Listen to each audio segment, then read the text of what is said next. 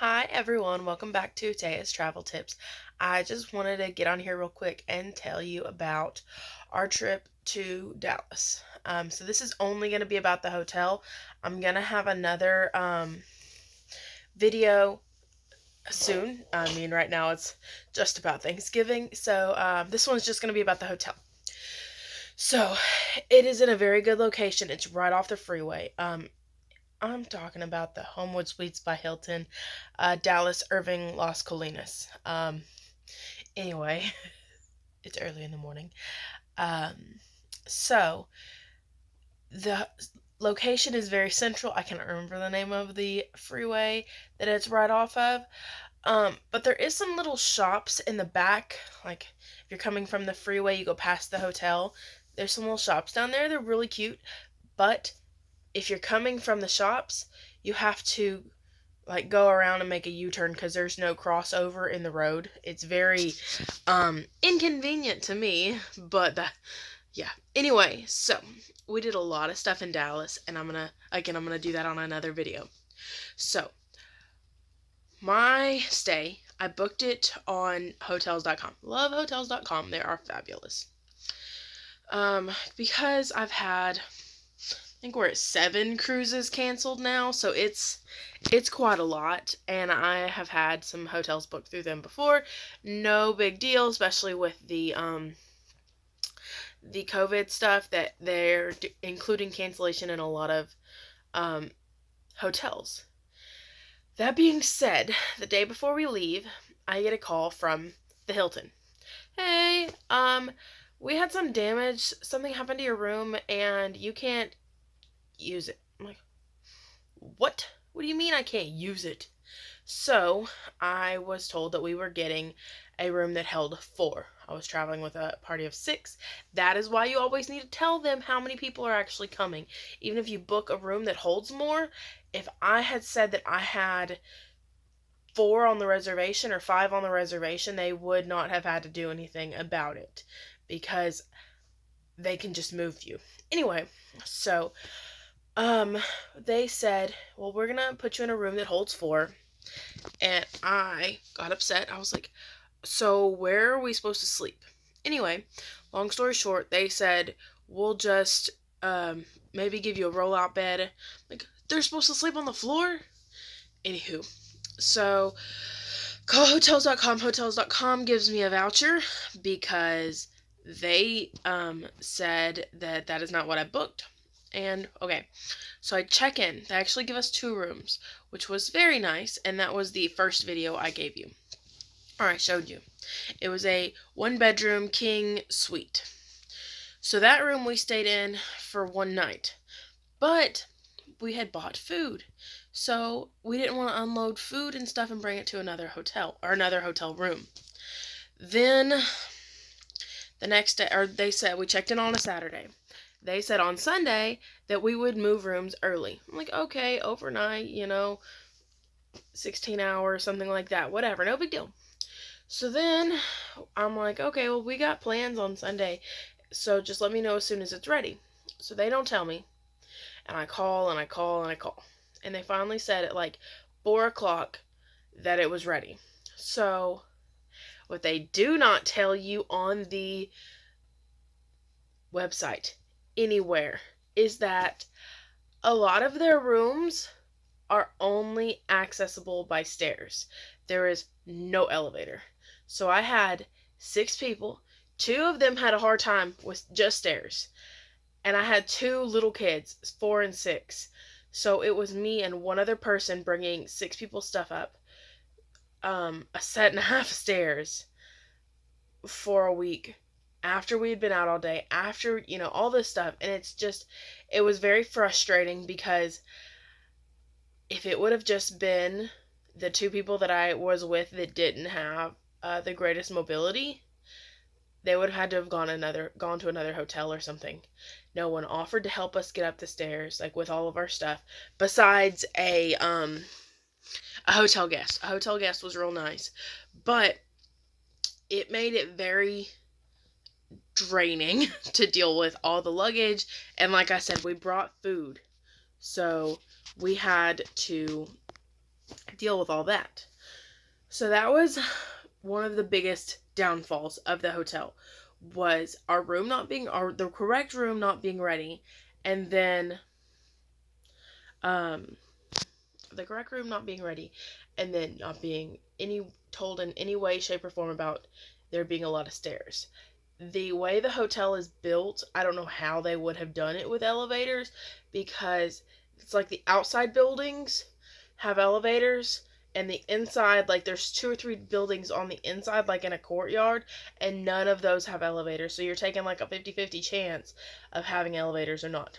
Okay, so the next thing was the pool was still open. We went in November. So I was surprised. And with all the COVID stuff we had been to in Extended Stay America a few months ago, I posted about it. And they didn't have their pool open. They didn't have anything like that open. So it was very it was a letdown. So something else, they had breakfast every morning. They had some kind of breakfast sandwich. You grabbed it and you left. They also had coffee in your room that you could do. They had tea. They had They had tea. They had oatmeal. They had muffins, I think. So it was a good like breakfast before you're out doing a bunch of stuff. So then something else was, you're supposed to get housekeeping every 3 days. So that would have been 2 on our 7-night stay. So we did not get housekeeping a single time. Part of that could have been because we had moved rooms. I don't know. So I called them the first or second day we were in the second room, and because I think that's what you're supposed to do. Well, I call them and I'm like, hey, I need more towels and I need my trash taken out. Because we never have enough trash bags or trash space in those rooms. Anyway, so they said to put it outside my door. I'm like, okay, whatever. So they did not come and get it. So I just had trash sitting outside my door. And then we had to go get towels. We never got towels from them. The only time we got a little bit of housekeeping was when I called and said, hey, we're going to be out. It was like 8 in the morning, and I said, hey, we're leaving. I want housekeeping. Like, come in, pick up the dirty towels, vacuum a little bit, make the beds, whatever. They do not get there until we're back at 3:30, which is the check-in time. So they would have had to have all the other rooms that people check out of cleaned prior to us getting back. So I don't know what the holdup was, why our room was one of the last being serviced. The poor housekeeping lady had to carry her vacuum up the stairs, because it's not even it's not even really well connected. Like, you have to, like, where I went upstairs to our room, there's only 2 rooms. So it's not even like they could have a cart, like, stashed up there. She did vacuum, but that's about it. Like, trash didn't get taken out. Nothing. What else? The internet. OMG, Becky. I'm kidding. The internet was horrible. So I bought a Roku because we had been watching a show on Netflix or something, and we were gonna continue watching it. And I'm like, hey, I want a Roku anyway. So I went and bought one. I hook it up to the TV. It does it all. It's not hard. And then you can't plug it in. The plug in the bathroom that I mentioned in my video won't work. So I have to get an extension cord and run it across the living room area to the TV, because that's the only plug in that area. Then hooking it up, and that's how I plugged in all my chargers, because I had a surge protector too. So the only way I could charge anything was running a extension cord across the living room, or on the floor by the wall next to the bed, which might have gotten stepped on. Anywho, so the internet. Anytime you were not actively using the internet, if you set your phone down or your tablet or your computer down to go use the bathroom, to go, I don't know, anything, it kicked you off the internet. The which is, okay, whatever. It's not hard to get on the internet on a phone or a tablet normally. The hard part was when you're streaming, it pulls and gets you ahead in the stream to where you've have the rest of the show or 2/3 of the show, and it's streamed enough to where you're good. Well, then when it starts pulling internet again, you're not on the internet. So every episode of, like, it was an hour-long episode, every episode that we were watching had to be restarted multiple times because of the internet. So it got to the point where I was just like, whatever, we'll just watch whatever they have, because it was, and then it wouldn't connect every time. It was horrible. If you need reliable, high speed, good internet, don't. This is not the hotel for you. Don't. It was horrible. Anyway, another pro, there was a fireplace. That is an option when you're booking directly through the Hilton website, but not an option when you're booking through Hotels.com. They just don't have it on there as a availability, so it's like a 50-50 chance. Hilton is also saying they have a 48-hour, I think, guarantee that your room has been sitting empty, which I know from my experience with having to move rooms, they do not always follow, because my room, someone had checked out of it that morning, but they still say that it is been cleaned and left empty and all that kind of stuff because of COVID. There was plexiglass shields up in the lobby. There, I think most of the employees were wearing masks. What else? They were working on the concrete, the parking area when we were there, so it was a little bit harder to get in and out.